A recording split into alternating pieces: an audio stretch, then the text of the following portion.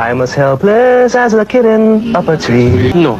Hindi mo girlfriend si Claudine? She is very special to me. Pero to the point that a girlfriend means having a commitment and a really in-depth relationship, I'd say no. In a showbiz relationship, it's like you don't bring the public into the relationship. You can bring them in as spectators, but not really into it as decision makers. Ano? Ikaw ang mahal ko. Gusto mong ulit meeting ko? When was the last time you said I love you to her? Kanina?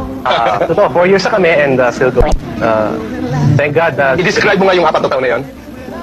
Roller coaster. Talagang rocky road.